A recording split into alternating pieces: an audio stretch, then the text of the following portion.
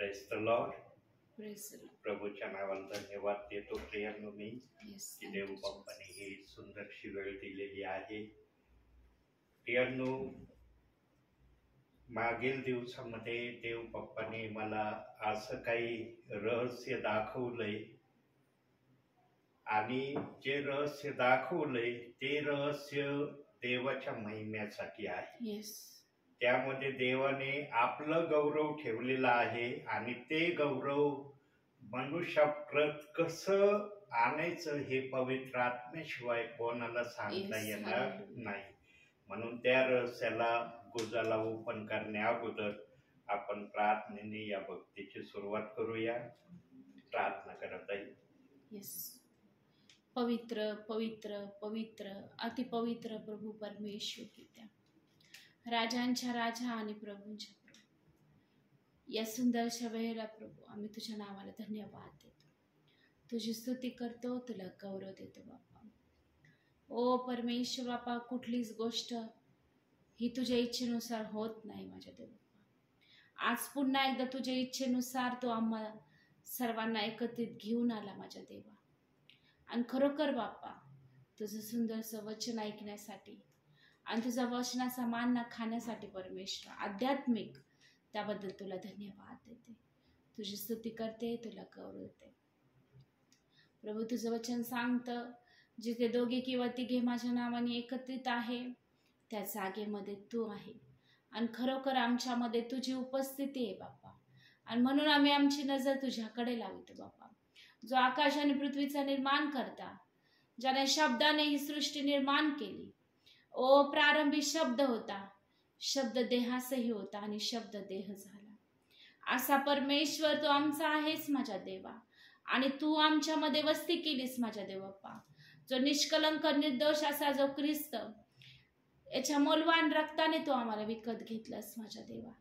आणि खरोखर प्रेमळ स्वर्गीय पित्या, तो आमची ढाल, तो आमचं कवच, तो आमचं सामर्थ्य, तो आमचा प्रकाश, तो आमचा तारण आहेस माझ्या देवा. आणि खरोखर बाप्पा, या सुंदरशा समयाबद्दल तुला धन्यवाद देतो. पास्टरांना पुन्हा एकदा आमच्यामध्ये घेऊन आलास माझ्या देवा, तुझे आभार आणि उपकार मानते बाप्पा. त्यांचं येणं आशीर्वादित केलं तसं नेहमीप्रमाणे तू जाणं देखील आशीर्वादित करतोस. तुला लाखो करोडोने धन्यवाद माझ्या देवा. ओ प्रभू, त्यांना दीर्घ आयुष्य दे, चांगली तब्येत देते बाप्पा. होय माझ्या देव बाप्पा, तुझी सेवा करत असताना बाप्पा त्यांना प्रभू ज्ञान दे, बुद्धी दे आणि तुझं सामर्थ्य पुरव माझ्या देव बाप्पा. आणि जिथे कुठे ते जातील बाप्पा, त्यांच्याबरोबर तू आहेस माझ्या देव बाप्पा. आणि त्यांच्या जीवनाद्वारे तू उंचवल्या जा आणि गौरवल्या जा बाप्पा. मी पुन्हा एकदा म्हणेन परमेश्वर बाप्पा, खरोखर तू माझं दुःख आनंदामध्ये बदललंस माझ्या देवा. ज्या गोष्टीची मला गरज होती बाप्पा, कारण तू मागणे आणि कल्पनेपेक्षाही अधिक देणारा परमेश्वर आहे. जे मनुष्याला अशक्य आहे पण ते तुला शक्य आहे माझ्या देव बाप्पा. आणि ते तू माझ्या जीवनात करून दाखवलंस माझ्या देवा. होय प्रभू, जी अशक्य गोष्ट होती बाप्पा, ते अशक्य गोष्ट तू शक्य करून दाखवलीस माझ्या देव बाप्पा. आणि पुन्हा एकदा तू प्रूफ करून दाखवलं बाप्पा की एकमेव मीच सामर्थ्यवान परमेश्वर आहे, जे मला अशक्य असं काहीच नाही. आणि खरोखर बाप्पा, हे घर माझं नसून हे तुझं आहे बाप्पा. आणि या घरातून प्रत्येक सेवकाद्वारे तुझं महान गौरव होते बाप्पा.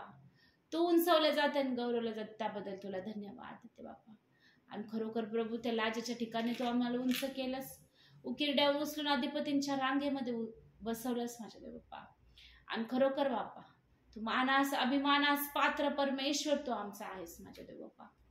तू आमचा सर्वस्व आहे माझ्या देव बाप्पा. तुझ्याशिवाय काहीच नाही माझ्या देव बाप्पा. होय प्रभू, आमच्या पास्टरने देखील आम्हाला त्या दिवशी हेच शिकवलं बाप्पा की तुम्ही करत नाही तर परमेश्वर तुमच्याकडून करून घेतो.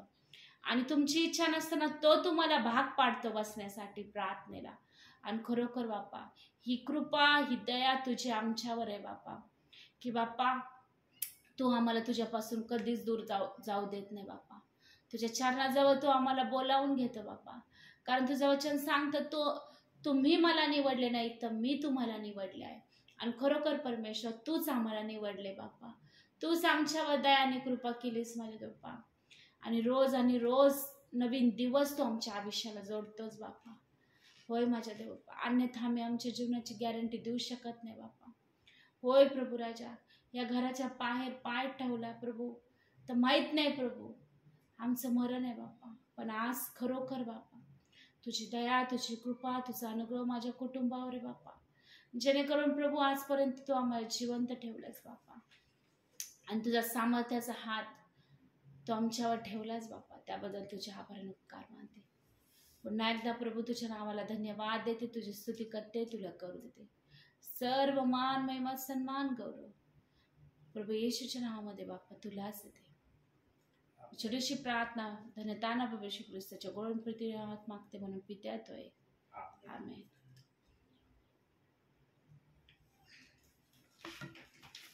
प्रियांनो, प्रभूने बायबलमध्ये आपल्या विश्वासणाऱ्यांना सर्वात आनंदाचा शब्द ठेवलेला आहे, आणि तो शब्द आम्ही जेव्हा वाचतो किंवा ऐकतो तेव्हा आमचं मन आनंदी आणि प्रफुल्लित झाल्याशिवाय राहत नाही. कोणता आहे तो शब्द? आपण काढूया. फिलिप्पियराचं पत्र 4 अध्याय 4 वचन.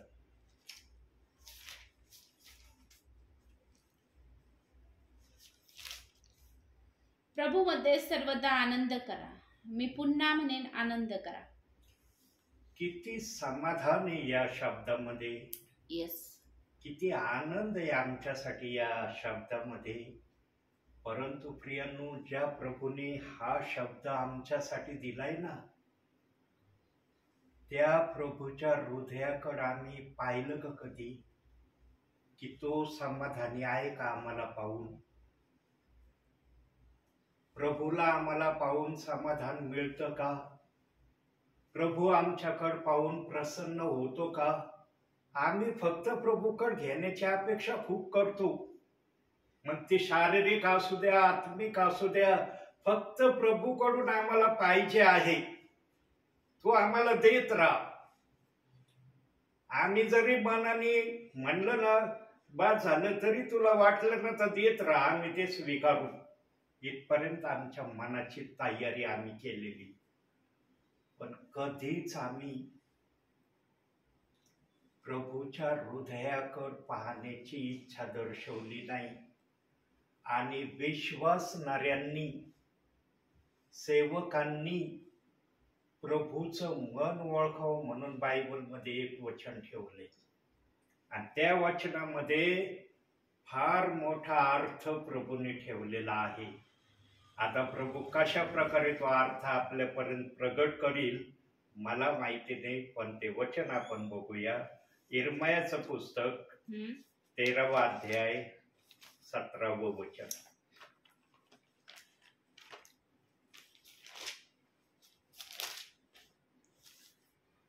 पण तुम्ही ऐकणार नाही, तर तुमच्या गर्भामुळे माझे हृदय एकांती शोकाकुल होईल.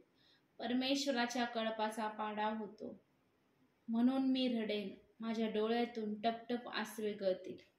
प्रियांनो, प्रभूला या भूतलावर त्याचे काही विश्वासणारे, त्याचे काही सेवक गर्वाचे दिसत आहेत. कारण बायबलमध्ये जर गर्व शब्द प्रभूने वापरलाय तर प्रभू असा शब्द वापरीत नाही. पण आम्ही नुसतं आमच्या मना बुद्धीवर आम्ही ठसवलंय किंवा संदेशातून आम्ही ऐकलंय, गर्व फक्त सैतानाला झाला, एवढं आम्हाला चांगल्या रीतीने माहिती आहे. ठीक आहे, सैतानाला गर्व झाला मान्य. आम्ही त्या गर्वाला आमच्या जीवनात घेतो का? आता या ठिकाणी पण तुम्ही ऐकणार नाही या शब्दापासून देवबाप्पांनी सुरुवात केली. काय देवबाप्पाला म्हणायचंय नेमकं? पण तुम्ही ऐकणार नाही म्हणजे देवाला नेमकं काय सांगायचंय? की जे सांगितल्यावर विश्वासणारे सेवक ऐकणार नाही. प्रियांनो, वचनाची जी भाषा असते ना, जी सुरुवात असते, सुरुवातीपासून शेवटपर्यंत वचन ध्यान देऊन वाचणं आणि आत्म्याकडून त्याचा अर्थ समजावून घेणं, याला म्हणतात बायबल स्टडी, बायबल मनन करणं. नाहीतर नुसतं वचन वाचायचं आमेन म्हणायचं झालं माझं. याला बायबल वाचन तसं म्हणता येत नाही. आपल्याला जर 30% देवाकडून आशीर्वाद हवे असतील, ज्ञान देवाकडून पाहिजे असेल, तर देवाच्या चरणासमोर आमची बसण्याची प्रक्रिया प्रथम असली पाहिजे, दुसरी ऐकण्याची प्रतिक्रिया असली पाहिजे, आणि तिसरं अतिशय महत्वाचं आहे, जे आम्ही ऐकत आहोत त्याप्रमाणे आम्ही आमच्या जीवनामध्ये चालण्याचा प्रयत्न केला पाहिजे. नाहीतर मग काय उपयोग आहे? ख्रिस्ताच्या नावात नुसतं राहायचं, मोकळं कोरडं पाषाण राहायचं, काय उपयोग आहे का? प्रियांनो, ख्रिस्ताच्या नावात राहून कोरडं पाषाण जे जीवन जगतात ना, अतिशय धोक्याच्या वाटेवरती चाललेले आहेत. आणि देव बाप्पाला असे कोरड्या पाषाणावर चालणारे प्रियजन किंवा सेवक मुळीच आवडत नाही. म्हणून प्रियांनो, तुम्ही ऐकणार नाही. देव बाप्पाने बाप्तिस्म्याचे 2 जे वचन ठेवले ना, हे 2 वचन देव बाप्पाने विशेष कारणाने ठेवले, आणि 2 ठेवले, 1 घ्यायला सांगितला. देव बाप्पाला 2च वचन ठेवायची का गरज पडली आणि 1च घेण्याची काय इच्छा दर्शवली? कारण देव बाप हयात असताना, आता मी हयात आहे ना, सध्या जिवंत आहे जगामध्ये, मी जिवंत आहे म्हणून मी सगळीकडे फिरतोय. जे माझ्या संपर्कात आहे त्यांच्याशी माझं बोलणं होतंय.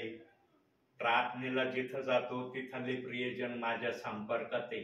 पण जर मी जगामध्ये नाही राहिलो तर मला येईन का जाता त्या ठिकाणी?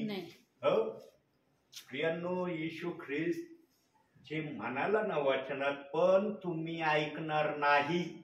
येशू ख्रिस्त जगामध्ये पित्याच्या आज्ञेने सर्व काळ राहण्यासाठी आलेला नव्हता. येशूचं जगामध्ये येण्याचं प्रमाण ठराविक वर्ष प्रभूंनी ठेवलेले होते, आणि तेवढ्याच वर्षी प्रभू या जगात राहिला. पण येशू ख्रिस्ताने जगामध्ये त्या समयात त्या लोकांमध्ये असताना जे उद्गार काढले ना, की मी जरी जगातून निघून गेलो तरी मी तुमच्या बरोबर राहीन, मी तुम्हाला अंतर देणार नाही. जरी तुम्ही मला देहाने नाही पाहिलं जगामध्ये, तर असं समजू नका आता देहाने येशू ख्रिस्त आम्हाला दिसत नाही, आता येशू ख्रिस्ताचं अस्तित्व संपलं. म्हणून तो मत्ते 28 अध्याय 20व्या वचनात म्हणला, युगाच्या समाप्तीपर्यंत मी सदोदित तुमच्या बरोबर राहील. म्हणजे मी जगात राहू अथवा न राहू, तुम्हाला दिसो अगर न दिसो, पण माझं अस्तित्व तुमच्या हृदयात कायम राहील.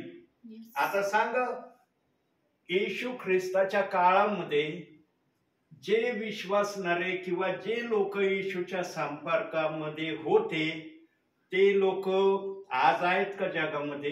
नाही. त्या लोकांची आठवण आहे का? नाही. की कोण असतील, कसे असतील? परंतु येशू ख्रिस्ताची आठवण, येशू ख्रिस्ताचा शब्द आजपर्यंत आमच्यापर्यंत आहे ना.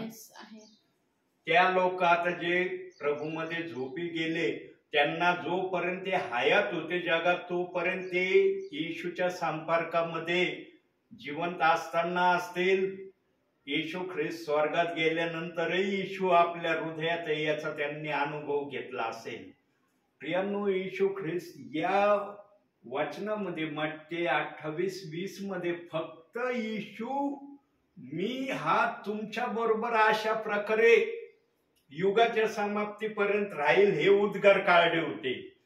पण काही आपल्या विश्वासणाऱ्यांनी, सेवकांनी मत्ते 28 अध्याय 19व्या वचनाला हे जे उद्गार 20व्या वचनात येशू ख्रिस्ताने काढले, त्या उद्गाराशी या बाप्तिस्मेची तुलना केली. प्रियांनो, जर तो बाप्तिस्मा मत्ते 28 अध्याय 19व्या वचनाचा बाप्तिस्मा युगाच्या समाप्तीपर्यंत जर ठेवायचा प्रभूला होता, मग प्रेषितांची कृत्य 2 अध्याय 38 वचन आणायची गरज होती का? नाही. तेच वचन जर सर्वांना लागू होतं तर मग ह्या वचनाला यायची गरज होती का? नाही. इथं खरा गोंधळ झालेला आहे आणि हा गोंधळ कोणाच्याही लक्षात येत नाही. आणि माणसाचा स्वभाव कसा आहे माहितीये का? ज्या गोष्टीमध्ये काही अर्थ नसतो ना, मनुष्य त्याच गोष्टीला जास्त अर्थाचं घेऊन चालतो. ज्याच्यामध्ये अर्थ असतो ना त्याला 10 वेळेस विचार करत बसते, अरे खरंच हा अर्थ बरोबर आहे का? येशू ख्रिस्ताचं बोलणं कोणत्या अनुषंगाने तो त्या वचनात बोलला, त्या शब्दाला त्यांनी विपरीतरित्या घेतलं. 19वं वचन पण त्या 20व्या वचनाला जोडलं त्यांनी. म्हणून वाचताना नेहमी काय म्हणतात, 19-20 वचन वाच, मत्ते 28 अध्याय 19-20. कधीच म्हणत नाही 20वं वचन वाचा. 19 वचनाला प्रथम म्हणतात वाचा, मग 20वं वाचा. आणि मग म्हणतात बघा बरं येशू काय बोलला, युगाच्या समाप्तीपर्यंत सदोतीत मी आहे. म्हणजे हा बाप्तिस्मा घेतला म्हणजे मी युगाच्या समाप्तीपर्यंत तुमच्या बरोबर आहे. मग प्रेषित 2:38 वचनाचा बाप्तिस्मा घेतल्यावर ते त्या वचनाबरोबर कोण आहे? आणि बायबल तर सांगतं आत्मा एक आहे. सांगतंय ना बायबल. बायबल म्हणतं का 2 आत्मे? वचन बाप्तिस्मेचे 2 दिले पण एक आत्मा दिलाय. का दिला? कारण देवाने 2 वचन जे ठेवले ना ते अशा अनुषंगाने ठेवले. आपण जन्म घेतल्याबरोबर लहान असतो की नसतो? असतो का नसतो? समजदार होईपर्यंत आपलं बालपण असतं आहे ना. समजदार झाल्यावर मग आपल्याला कळतं पुढच्या गोष्टी सगळ्या काही कळायला लागतात एकदम समजदार झाल्यावर. पण जोपर्यंत आपण समजदार नसतो तोपर्यंत आपल्याला कशाची चिंता काळजी असते का? नाही. पण समजदार झाल्यावर आपल्याला एक एक एक एक एक एक चिंता काळजी आपल्याला आपल्या जीवनामध्ये प्रवेश करायला सुरुवात करते. बरोबर. आध्यात्मिक क्षेत्रात पण असंच आहे प्रियांनो. देव बाप म्हणला जोपर्यंत मत्ते 28-19चा बाप्तिस्मा आहे तोपर्यंत तुम्ही आपल्या जीवनामध्ये समाधानी, आनंदी, सर्व प्रकारच्या चांगल्या गोष्टींनी तृप्त होणारे असाल.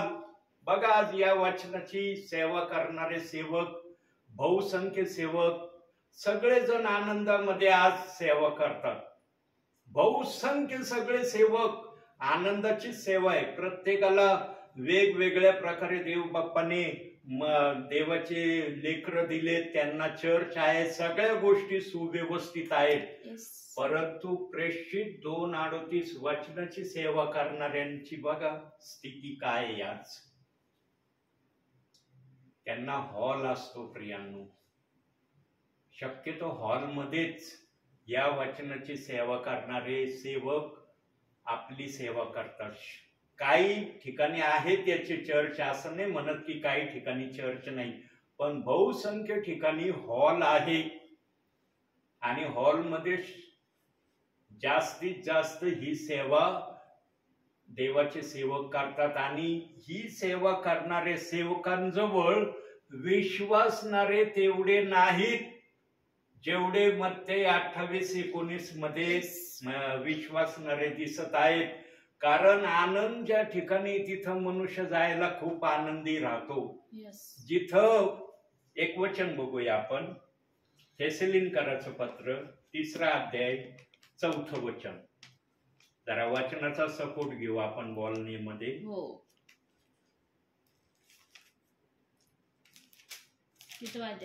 3रा अध्याय 4थं वचन. तुम्हाविषयी प्रभूमध्ये आमचा असा भरवसा आहे की आम्ही तुम्हा जे सांगतो ते तुम्ही करता व पुढेही कराल. 3रा अध्याय 4थं वचन. पहिले थेसलिन. मी दुसरं वाचले. पहिले थेसलिन. कारण आम्ही तू जवळ होतो तेव्हा आम्ही तुम्हा सांगून ठेवले की आपणास संकटे भोगवायची आहे, त्याप्रमाणे घडलेही हे तुम्हाला कळले आहे. आपल्याला संकटे भोगावयाची आहेत. प्रियांनो, प्रेषित 2:38 वचनाची सेवा ही खडतर सेवा आहे. पण या खडतड सेवेमध्ये आशीर्वाद आहे, स्वर्गात जाण्याचा रस्ता आहे. मग काय जण म्हणते मग त्या 28-19 मध्ये कोणता रस्ता आहे? मग असा प्रश्न उभा राहील.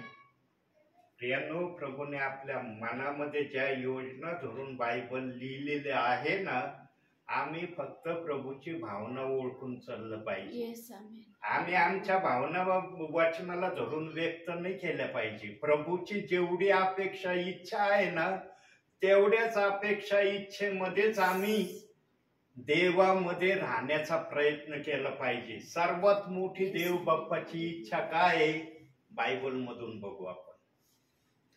योहान कृत शुभवर्तमान 10वा अध्याय 16वे वचन. सर्वात मोठी इच्छा देव बाप्पाची.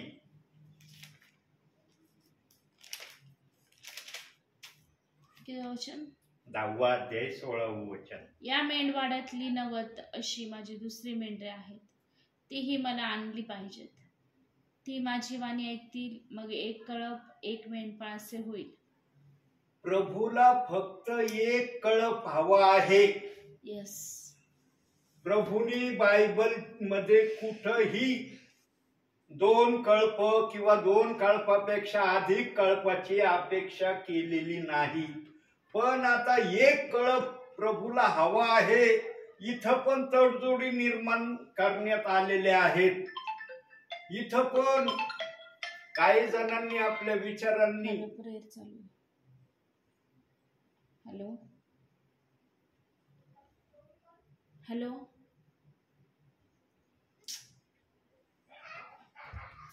इथं पण काही जणांनी आपल्या विचारांनी, आपल्या अकलीने वचनाला विपरीत दिशा दाखवण्याचा प्रयत्न केलाय. मग काय त्यांनी विषय मांडला. प्रेषितांची कृत्ये 2रा अध्याय 38 वचनाचे विश्वासणारे सेवक किती, सांगा बरं. फार थोडी ते. मत्ते 28-19 वचनाचे सांगा बरं विश्वासणारे सेवक किती आहेत. अगणित सेवक आहेत, अगणित विश्वासणारे आहेत. जागोजागी या वचनाची सेवा चाललेली आहे. पण प्रेषित 2:38 वचनाची ऐकतशी.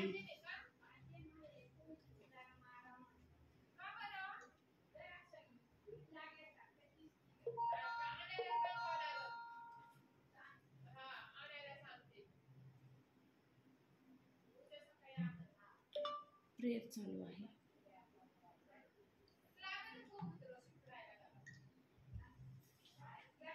मग हा विषय समोर आणला.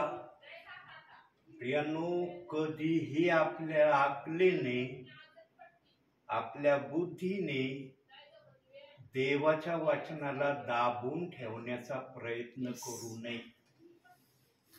देवाच्या वचनाला दाबून ठेवण्याचा किंवा देवाच्या वचनाला खालच्या पातळीला आणण्याचा कोणीही प्रयत्न करू नये. म्हणून देव बाप्पाने बायबल मध्ये बऱ्याच ठिकाणी सांगितलंय, ज्याच्या त्याच्या कृत्याप्रमाणे मी प्रत्येकाला वेतन देईन किंवा बक्षीस देईन. का बरं म्हटलं असं? आणि बऱ्याच ठिकाणी हे शब्द देव बाप्पाने वापरले, एकाच ठिकाणी हे वापरले नाही. कारण निरनिराळ्या प्रकारे बायबलला आपल्या बुद्धीने देव चालवण्यासाठी विश्वासणारे सेवक प्रयत्न करतील, हे देव बाप्पाच्या आत्म्याला आपल्या समायातच दिसलं होतं. पण आमचा देव शांत का राहतो माहिती का? कारण त्याने जसा मनुष्य निर्माण केला ना, तेव्हापासून त्याला एकच अधिकार दिलाय. त्याला पण 2 अधिकार दिलेले नाहीत प्रभूंनी. काय करायचं काय नाही करायचं हे सर्वस्वी त्याच्यावर ठेवलेलं आहे. पण मनुष्य चांगलं करण्याऐवजी जे देवाला नापसंत आहे ना, ते करण्याकडे त्याचे जास्त लक्ष केंद्रित आहे. बायबलला जर सरळरित्या सर्वांनी समजून घेण्याचा प्रयत्न केला असता ना प्रियांनो, तर आज देव बाप्पाला रडण्याची वेळ आली नसती. आता बघा, जो देव आम्हाला आनंद देतो, खुशी देतो, पुन्हा म्हणतो आनंद करा, पण आम्ही कधी विचार केला का जो आम्हाला आनंद देणारा आहे तो आमच्याकडे पाहून आनंदी आहे का? त्याला आमच्याकडे बघून आनंद होतोय का? कारण काही जण तर असे आहेत प्रियांनो की ते रनिंग बायबलच वाचत नाही. आपल्या भावी जीवनामध्ये एकदा तरी पूर्ण बायबल वाचण्याची इच्छा ठेवा प्रियांनो. एकदा तरी जीवनामध्ये पूर्ण बायबल वाचा. तुमच्या आत्म्याला हे समाधानी तुम्ही करून ठेवा की एकदा तरी तुला आम्ही बायबलचं संपूर्ण आत्मिक भोजन दिलंय. दुसऱ्यांदा आम्हाला नाही देता आलं हरकत नाही, पण एकदा का व्हायना रनिंग बायबल पूर्ण आमचं वाचन झालेलं आहे. अनेक जणांचं प्रियांनो आज पूर्ण बायबल वाचन झालेलं नाही.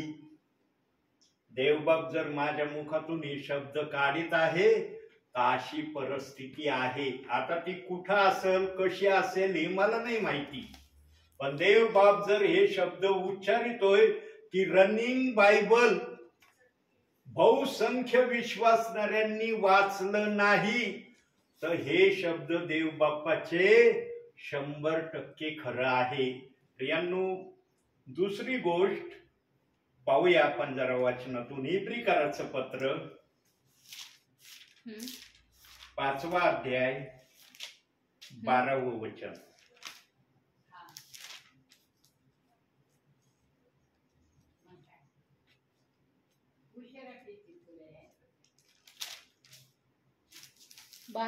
हो. जे तुम्ही इतक्या काळात शिक्षक होण्यास पाहिजे होता, त्या तुम्हास देवाच्या वचनाची मुळाक्षरे पुन्हा कुणीतरी शिकवावी याची गरज आहे. आणि ज्यांस जड अन्न सोसत नाही, दूधच पाहिजे असे तुम्ही झाला आहात. काही जणांना ना नुसते आनंदाचे वचन बायबलचे हवे आहेत. ज्या वचनात आनंद आहे, शारीरिक सुख आहे, ज्या वचनाने मन प्रसन्न होतं, जे ऐकल्याने किंवा वाचल्याने मनाला समाधान होतं, तेवढंच त्यांना हवंय. दूध म्हणजे फक्त ज्याच्यामध्ये काही कठीणपणा नाही. आता सांगा, दुधाला चावावं लागतं का दातानी? नाही, नुसतं पिण्याचं काम असतंय ना. येस. पण जर बिर्याणी समोर आली तर बिर्याणीला दुधासारखं गिळता येईल का? नाही. बिर्याणी वाटल्यावर तिथं दाताचा उपयोग करावाच लागेल. दात नसले तरी हिरड्यानी का व्हायना त्याला थोडस का व्हायना बारीक करून खावाच लागेल, सॉफ्ट का व्हायना खावा लागेल, बरोबर. पण दूध असल्यावर तिथं काही प्रक्रिया करण्याची गरज पडत नाही. प्रियांनो, जे कठीण वचन समजून घेण्याच्या प्रयत्नात असतात ना, त्या कठीण जड अन्नाला समजून घेण्याच्या प्रक्रियेला देव बाप्पाच्या आत्म्याने प्रेषितांची कृत्ये 2रा अध्याय 38व्या वचनाची उपमा दिली. आणि या उपमेची घोषणा येशू ख्रिस्ताने आपल्या सेवा कार्यामध्ये असताना त्या प्रजेला घोषणा करून सांगितली होती. कुठं लिहिलंय ते बघू आपण. आता जर हे शब्द पवित्र आत्मा बोलत आहे तर हे शब्द कुठं आहेत बायबल मध्ये तपासू आपण. योहान शुभवर्तमान 14वा अध्याय 16वं वचन. मी पित्याला विनंती करीन, मग तो तुम्हास दुसरी कैवारी म्हणजे सत्याचा आत्मा देईल, त्याने तुम्हाबरोबर सदा सर्वाला राहावे म्हणून. कैवारी दुसरा सत्याचा आत्मा देईल. प्रियानो, जो पहिला आला होता त्यांनी काही गलत शिकवलं होतं का? मग नाही. दुसरा जर या ठिकाणी प्रभू वापरित आहे तर जो पहिला आला त्यांनी काही गलत शिक्षण दिलं का? नाही. मग देव बाप्पाला दुसरा मानण्याची का गरज पडली? यासाठी दुसरा शब्द वापरला प्रियांनो की विश्वासणारे. आता बघा, ज्यांनी मत्ते 28:19 बाप्तिस्मा घेतलेला आहे ना, त्या बाप्तिस्म्यामध्ये आणि प्रेषितांची कृत्ये 2 अध्याय 38व्या वचनामध्ये फार फरक आहे. आता तुम्ही म्हणता हे कस काय बोलता ब्रदर तुम्ही, तुम्हाला कस काय याचं माहिती? कारण प्रियांनो, मी 1983 साली पिता पुत्र पवित्र आत्म्याच्या नामाने बाप्तिस्मा घेतलेला होता आणि 2007 ला येशू ख्रिस्ताच्या नावाने बाप्तिस्मा घेतला. 2 वेळेस मी पाण्यामध्ये डुबलेलो आहे. परंतु जेव्हा प्रेषितांची कृत्ये 2 अध्याय 38व्या वचनाच्या नावाने सेवकांनी मला पाण्यामध्ये डुबवलं आणि वर काढलं, तेव्हा मी समोर आकाशामध्ये काहीतरी पाहिलं. काय पाहिलं ते आजपर्यंत देवाच्या आत्म्याने मला प्रगट केलं नाही. पण जसे डोळे मी उघडले, असे उघडल्याबरोबर मला समजलं की मला काहीतरी दिसलं. पण ते काय दिसलं, कसं होतं, त्या गोष्टी कोणत्या होत्या ते काय माझ्या ज्ञानाला बुद्धीला ते समजू दिलं नाही. लगेच ते दिसल्याबरोबर गायब झालं. प्रियांनो, आणि मी देव बाप्पाला वारंवार विचारलं, पण म्हणलं देव बाप्पा, बाप्तिस्मा झाल्यावर मी आकाशात समोर जे पाहिलं ते काय होतं? तर कधी कधी प्रेरणेने देव बाप्पाने मला कळवलं, तुला जे काही दिसलं तेवढे तुला पुरे आहे. तू अधिक जाणून घेण्याचा प्रयत्न करू नको. तुझ्यासाठी ते प्रमाण आहे की देव बाप्पाने तुला या बाप्तिस्म्याने आशीर्वादित केलेलं आहे.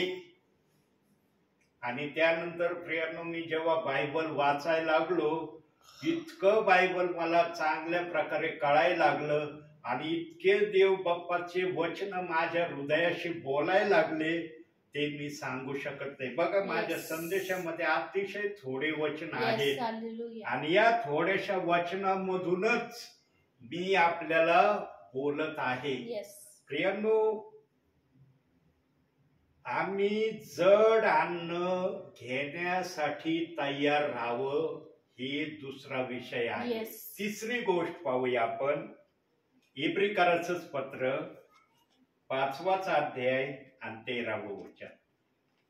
तिसरी गोष्ट,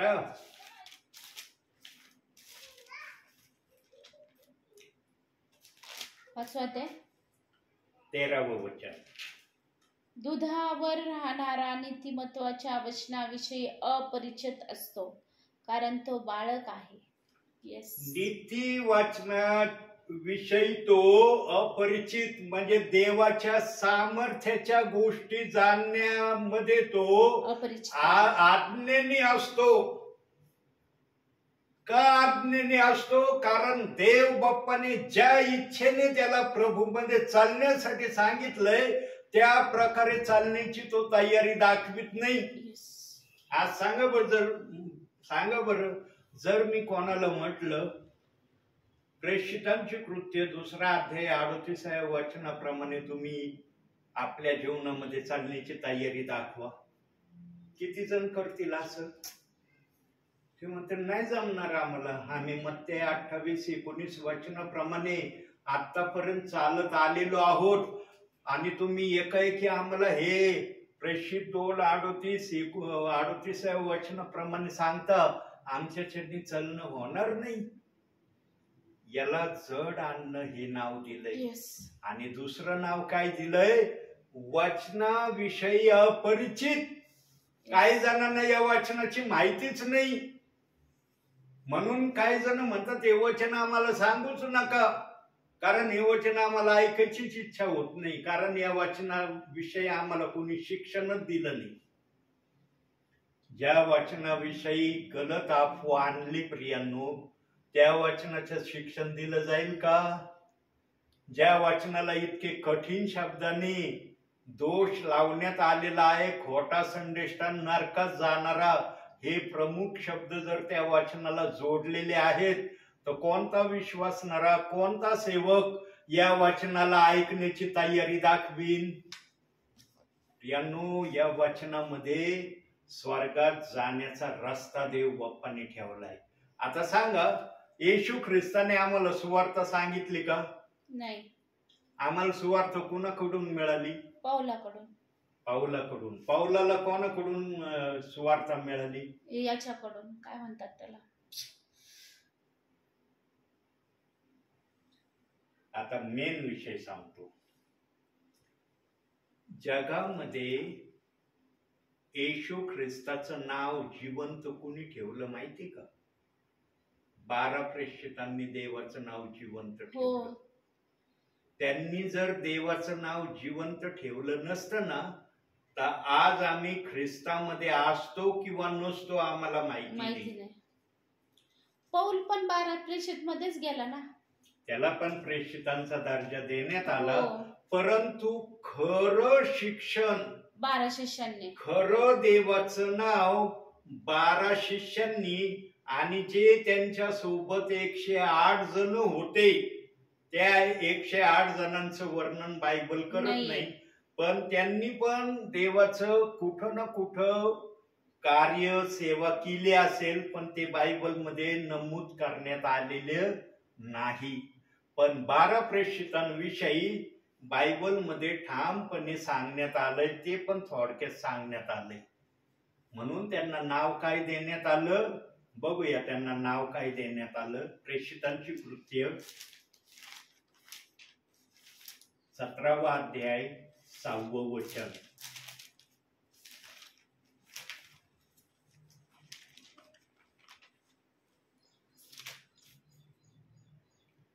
परंतु त्यांचा शोध लागला नाही. तेव्हा त्यांनी यासोन व कित्येक बंधू यास नगराच्या अधिकाऱ्यांकडे ओढीत नेऊन आढावडा करून म्हटले, ज्यांनी जगाची उलटा पालट केली येथेही आले आहेत. जगाची उलटा पालट करणारे हे नाव देऊन देव बाप्पाने 12 प्रेषितांचा सन्मान केला. आज जगामध्ये, तिथं जगामध्ये शब्द वापरण्यात आलाय. अख्ख्या जगामध्ये जरी 12 प्रेषितांना हिंडता जरी आलं नाही, पण जे जे त्यांच्या संपर्कात आले, ज्यांनी त्यांच्याकडून वचन ऐकलं, त्यांनी निरनिराळ्या ठिकाणी जाऊन देवाचं वचनाला पुढं नेलं. असं त्या वचनात सांगण्याचा हेतू आहे देव बाप्पाचा. आणि हा हेतू ज्यांनी पूर्ण केला, म्हणून 12 जणांना जगाची उलटा पालट करणारे हे शब्दाने बहुमानित देव बाप्पाने केलं. प्रियांनो, 12 प्रेषितांनी जर सेवा नसती केली तर आम्ही ख्रिस्तापासून अपरिचित लोक राहिलो असतो. पण आज 12 प्रेषितांना पुढं न करता काही विश्वासणारे फक्त येशू ख्रिस्त काय म्हणाला आपल्या सेवा कार्यामध्ये? युगाच्या समाप्तीपर्यंत मी तुम्हा बरोबर आहे. येशूने सांगितले का येऊन तुम्हाला सुवार्ता 12 प्रेषितांमुळे कळली. पण समयामध्ये कालखंडाच्या अंतराने आम्हाला ती सुवार्ता आमच्यापर्यंत आली. बरोबर आहे का नाही? 12 प्रेषितांच्या वेळेस होतो का आम्ही जगामध्ये? नाही. म्हणता येईल का आजच्या विश्वासणाऱ्याला की 12 प्रेषित जेव्हा होते तेव्हा मी होतो? नाही. पण 12 प्रेषितांनी त्यांच्या समाजात जी सेवा केली, ती सेवा आजपर्यंत देव बाप्पाने जगामध्ये ठेवली आहे. पण त्या सेवेचा आजही काही ठिकाणी विरोध चाललेला आहे.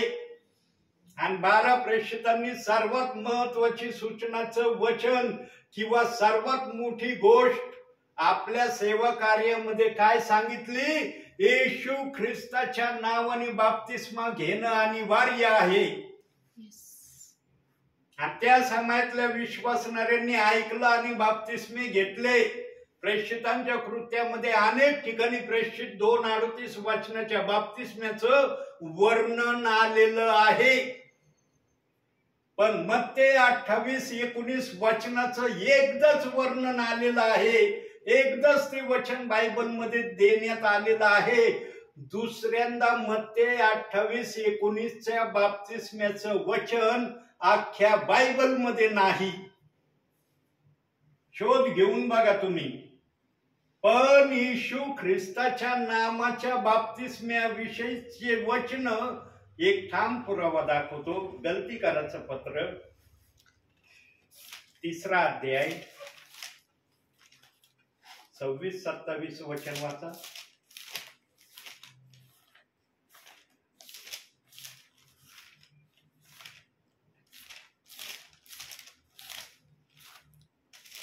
गलतीकाराच्या नंतर 3 अध्याय 26-27.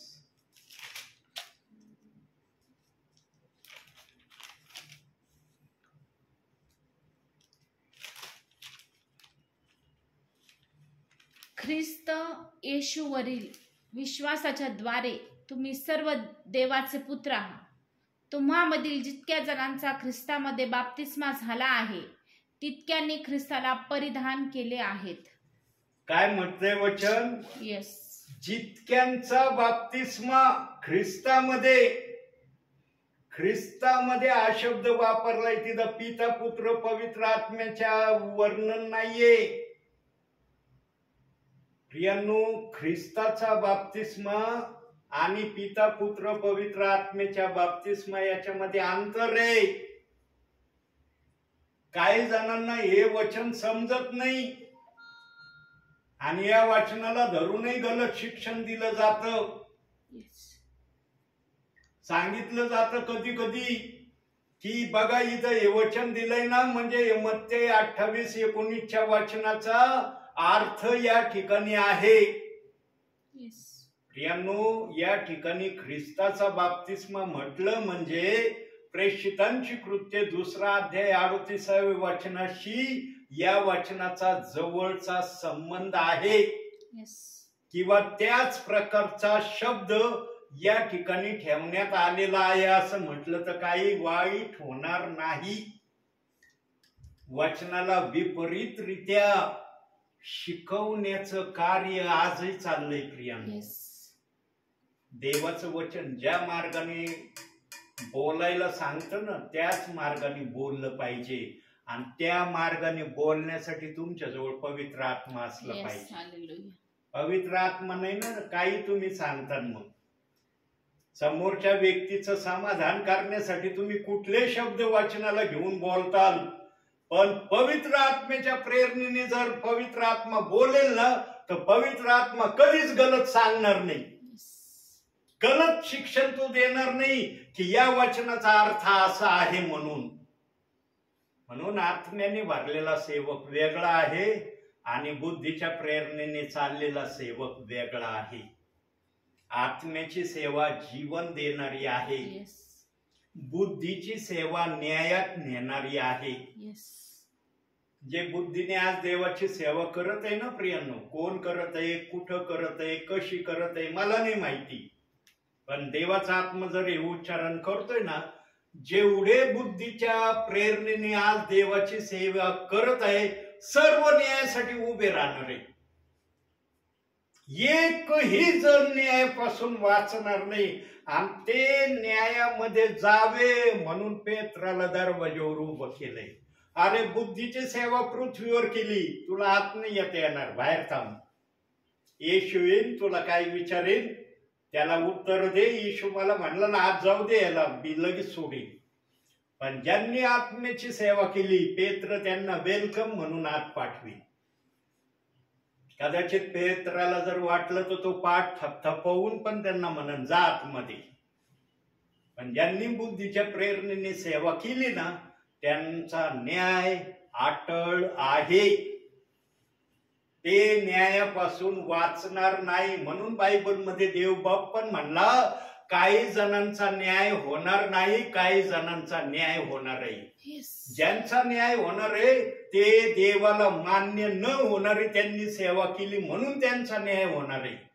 ज्यांचा न्याय होणार नाही त्यांनी देवाला आवडणारी सेवा केली म्हणून त्यांचा न्याय होणार नाही. अशा अनुषंगाचं देवबाप त्या वचनातून बोलतो आणि ते वचन कोणतं आहे? योहान शुभवर्तमान 5 अध्याय 24 वचन. बघा तिथं काय म्हणतोय प्रभू. 5 अध्याय 24 वचन. मी तुम्हास खचित खचित सांगतो, जो माझे वचन ऐकतो आणि ज्याने मला पाठविले त्याच्यावर विश्वास ठेवतो, त्याला सार्वकालिक जीवन प्राप्त झाले आहे आणि त्याच्यावर न्यायाचा प्रसंग येणार नाही. तो मरणातून जीवनात पार गेला आहे. बघितलं, हालेलुया. न्याय होणार नाही, सार्वकालिक जीवन त्याला मिळालंय. मरणातून तो जीवनात जाणार आहे. मरणातून जीवनात जाणार आहे म्हणजे काय? आम्ही या पृथ्वीला निरोप जरी दिला तरी आम्हाला वरती जीवन आमच्यासाठी आमची वाट पाहत आहे. आम्ही तिथे सर्वदा प्रभूच्या संगतीमध्ये प्रभू बरोबर राहणार आहोत, असं त्या ठिकाणी शेवटच्या भागात प्रभूला सांगायचंय. प्रियानो, नेहमी जीवनामध्ये प्रभू बरोबर राज्य करण्याची अपेक्षा ठेवा. प्रभूच्या विना जीवन जगण्याची इच्छा वर ठेवू नका. का प्रभू हे उद्गार काढतो? कारण काही जणांना प्रभू विना वरती राहण्याची वेळ येणार आहे. कशी येणार आहे? वचनातून बघू आपण. प्रगटीकरण 11वा अध्याय 2रं वचन.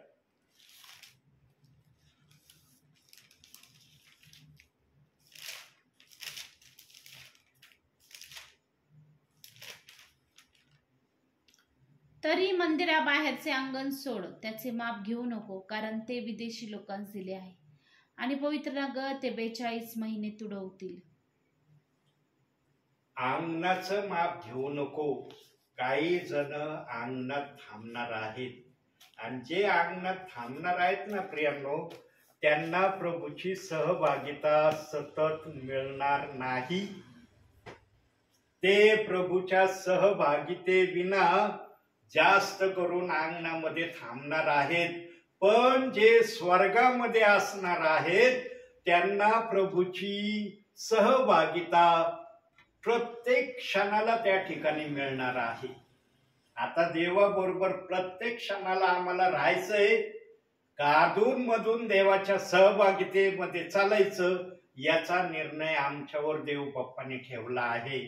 आणि या निर्णयाला देव बाप्पाने वचनातून कसं प्रगट केलं किंवा प्रभू वचनातून काय मार्गदर्शन करतो या गोष्टीला? देवाची इच्छा आहे की देवाच्या लोकांनी वचनाप्रमाणे चालणार असावं. आज ज्याला त्याला वचनाप्रमाणे चालण्याची अपेक्षा आहे. कोणी असं म्हणतच नाही मला वचनाप्रमाणे नाही चालायचं, परंतु जेव्हा करण्याची प्रक्रिया येते ना, तिथं मात्र ते तसं प्रभूला दाखवित नाही जसं दाखवण्याची इच्छा प्रभू त्यांच्याकडे करतो. आज काही जण प्रेषितांची कृत्य 2रा अध्याय 38वे वचन देवाचं वचन आहे हे मान्य करतात, पण त्या वचनाप्रमाणे चालण्याची प्रक्रिया म्हटलं ना, मग तिथं ते अडखळतात. नाही, हे नाही होणार आमच्याकडे. ते देवाचं वचन आहे आम्ही मान्य करतो, पण त्या वचनाप्रमाणे आम्ही चालू शकत नाही, कारण आम्ही मत्ते 28:19 वचनाप्रमाणे फार वर्षापासून चालत आलेलो आहोत. प्रियांनो, जीवनामध्ये माणसाला नाराज करण्याची इच्छा ठेवा, पण देवाला नाराज करण्याची इच्छा ठेवू नका. देवबाप जर म्हणतो या वचनाप्रमाणे चल, प्रेषित 2:38 वचनाप्रमाणे जर एखादा विश्वासणारा चालत नाही तर तो कुणाला नाराज करतोय? देवाला. किती सोपं आहे. आणि बोलताना काय म्हणतात, आम्ही सगळ्यांना नाराज करतो बरं का, देवाला कधीच नाराज नाही करीत. मग प्रेषित 2:38 वचन नाही मानित, मग काय करतात तुम्ही देवाला? नाराज. म्हणून देवबाप वचनात म्हणला माझ्या डोळ्यातून टपटप आसवे गळत आहेत, ते आत्ताही गळत आहे. थांबवायचे का नाही देवाच्या डोळ्यातले आसव? का प्रभूचं आगमन डोळ्यातून टपटप अश्रू गळतानाच आम्हाला प्रभूचं आगमन बघायचे का? नाही. त्याच्यासाठी आम्हाला काय करावं लागल? देव बाप्पाने अख्खं पवित्र शास्त्र पवित्र आहे हे मान्य करावं लागल. बायबलच्या कोणत्याही वचनाला दोष लावण्याची प्रक्रिया आम्ही जी आज करत आहोत ती प्रक्रिया आम्हाला सोडून द्यावी लागेल. जेव्हा आम्ही वचनाला दोष लावण्याची प्रक्रिया सोडून देऊ त्यावेळेस देवाच्या डोळ्यातले अश्रू टप टप गळणं बंद होणार आहे. पण किती जण आज असं करतील? किती जण म्हणते ना, हो मला खरोखर प्रेषित 2:38 वचन माझ्या जीवनामध्ये स्वीकारायचं आहे, माझा बाप्तिस्मा होऊ अगर नाही होऊ, पण मला हे वचन मान्य करायचं आहे की हे देव बाप्पाचं वचन आहे. या वचनाच्या विरोधात आम्ही जे काय ऐकलेलं आहे ते सगळं खोटं ऐकलेलं आहे, ती एक सपशेल अफवा आहे, हे आम्ही मान्य करतो, असं संपूर्ण जगामध्ये कोण म्हणेल? अख्ख्या जगातल्या लोकांनी म्हटलं पाहिजे बरं का. ना तू म्हणता ना एखाद्या एरियातले म्हणलं म्हणजे झालं. अख्ख्या जगातल्या विश्वासणाऱ्यांनी त्या वचनाला असं म्हटलं पाहिजे, हे देवाचं वचन आहे, याला मला स्वीकारायचं आहे, याच्या विरोधात जे काही मी ऐकलंय ते सगळं चुकीचं ऐकलेलं आहे. तेव्हा देवाच्या डोळ्यातले टपटप अश्रू गळणं बंद होणार आहे. पण देवाने सुरुवातीला शब्द सांगितलाय, पण तुम्ही ऐकणार नाही. इथून तर देव बाप्पाने यिर्मया 13:17 वचनाची सुरुवात केलेली आहे. म्हणून प्रियांनो, न्यायाची प्रक्रिया पण अतिशय भयंकर असणार आहे. देव बाप्पाला जर खुश करून देव बाप आला तर देवाच्या नावाला धन्यवाद असो. पण जर देव बाप खुश न होता आम्हाला घेण्यासाठी जर आला, त्यावेळेस मात्र देव बाप ज्याने देवासाठी चांगलं केलंय त्याला चांगलंच मिळणार, ज्याने देवासाठी वाईट केलं आहे त्याला वाईट प्रतिफळ देव बाप देईल. आणि ते प्रतिफळ काय आहे? न्याय आहे. म्हणून प्रियांनो, आपल्या भावी जीवनामध्ये देवाला कधीही माझ्याकडून दुःख होईल, माझ्याकडून देव नाराज होईल, देव बाप मला पाहून खिन्नतेचं आपल्या मनामध्ये नेहमी वागवीत राहील, याच्यापासून वाचण्यासाठी बायबलच्या कोणत्याही वचनाला दोष लावणं आजपासून बंद झालं पाहिजे. आणि हे जर झालं तर देवबाप तुमच्या विषयी आनंदी झाल्याशिवाय राहणार नाही. म्हणून आजच्या छोट्याशा वचनातून देवबाप तुम्हाला आणि मला भरपूर आणि भरपूर आशीर्वाद देऊ. आमेन. प्रार्थना करा. Thank you, Jesus. Thank you, Jesus. Thank you, Jesus. Hallelujah. Hallelujah. Hallelujah. धन्यवाद यीशु, धन्यवाद यीशु, धन्यवाद यीशु. हालेलुया.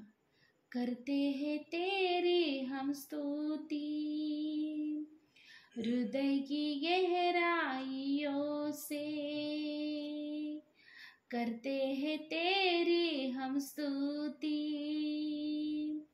हृदय की गहराइयों से. यीशु तू ही है हमारा प्रभु.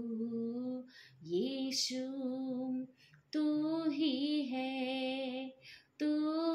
है हमारा प्रभु. महिमा हो तेरी, महिमा हो तेरी,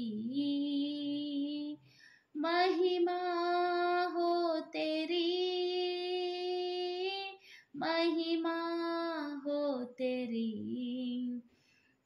आत्मा और सच्चाइयों से तेरी आराधना करे. ऊंचा और ऊंचा, सबसे ऊंचा रहे तेरा नाम. ऊंचा और ऊंचा, सबसे ऊंचा रहे तेरा नाम. महिमा हो तेरी, महिमा हो तेरी, महिमा हो तेरी, महिमा हो तेरी. करते हैं तेरी हम स्तुति हृदय की गहराइयों से। यीशु तू ही है हमारा प्रभु। यीशु तू ही है हमारा प्रभू। यस लॉर्ड, आम्ही म्हणतो परमेश्वरा, तूच एकमेव जिवंत परमेश्वर तो आमचा आहेस बाप्पा. जो अब्राहम इसाकाचा याकोबाचा देव तो आमचा आहेस बाप्पा. तो आमचा निर्माण करता, तो आमचा तारणारा परमेश्वर तूच आणि तूच आहेस माझ्या देव बाप्पा. कारण तुझ्या वाचून सर्व काही निर्माण झाले बाप्पा. आणि तुझ्या वाचून कुठलीच गोष्ट असं नाही की आकाशात पृथ्वीवर झाली नाही माझ्या देव बाप्पा. होय प्रभू, तुझ्या एक एक शब्दांवर आमचा विश्वास आहे माझ्या देव बाप्पा. तुझ्या एक एक वचनांवर आमचा विश्वास आहे देव बाप्पा. कारण विश्वासाच्या द्वारेच प्रभू आमचं तारण झालंय बाप्पा. आणि आम्ही विश्वास ठेवला माझ्या देव बाप्पा की तूच आमच्यासाठी आला बाप्पा. तूच आमच्यासाठी असहाय्य मरण सोसलं. जो देव असून मानव रूप धारण केलं आणि ज्याने ते असहाय्य मरण सोसलं आणि त्या मरणाला हरवलं. आणि खरोखर बाप्पा मरणाची नांगी तू तोडून टाकलीस माझ्या देव बाप्पा. आणि त्या वधस्तंभावर बाप्पा तू सर्व सत्ता अधिकाऱ्यांना नाडून उघड उघड प्रदर्शन केलं बाप्पा. आणि तू जिवंत परमेश्वर आहे बाप्पा. आणि तू आज आमच्यामध्ये वस्ती करतोस बाप्पा. तो आमच्यामध्ये उपस्थित आहे माझ्या देव बाप्पा. आमचा विश्वास आहे पवित्र आत्म्या, तुझं सामर्थ्य, तुझं अभिषेकाचं तेल तो आमच्यावर ओतलंच बाप्पा. आणि खरोखर बाप्पा सुंदरच्या वचनाद्वारे प्रभू तो आम्हाला आशीर्वादित केलं माझ्या देव बाप्पा. आमचे आध्यात्मिक नेत्र तू उघडलेस माझ्या देव बाप्पा.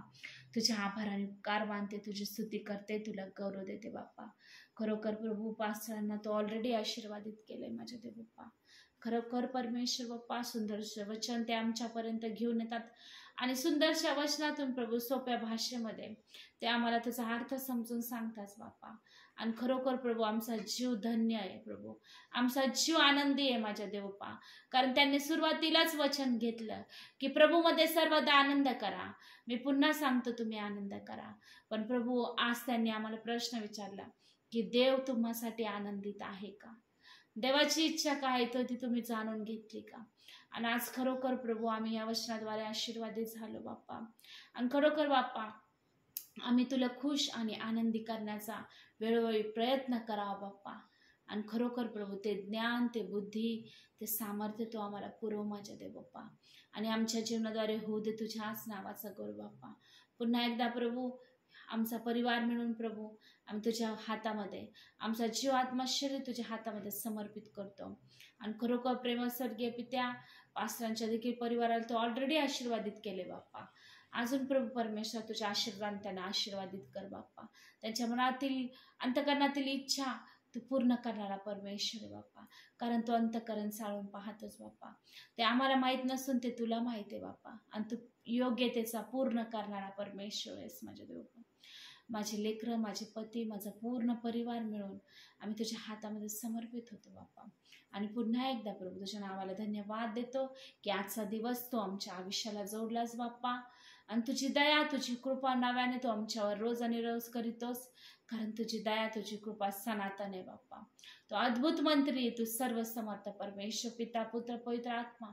आम्ही सगळा गौरव तुला देतो. नासरत येशूच्या नावामध्ये प्रार्थना मागतो म्हणून पित्या तू आहे. हे आमच्या स्वर्गीय बाप्पा, तुझे नाव पवित्र मानले जाऊ. तुझे राज्य जसे स्वर्गात तसे पृथ्वीवर आहे. तुझ्याच इच्छेप्रमाणे हो. आमची दररोजची भाकर असतो आम्हास दे. आणि जसे आम्ही आमचे ऋणी आम्हास सोडिले आहे तसेच तो आमचे ऋणी आम्हास सोड. आणि आम्हाला परीक्षेत आणू नको पण वाईटापासून सोडू. कारण की राज्य, सामर्थ्य आणि गौरव ही सर्व काळ तुझीच आहे. प्रभू येशू रक्त की जय. प्रभू येशू रक्त की जय. प्रभू येशूच्याच रक्ताचा जय जयकार असो. आमेन आमेन आमेन.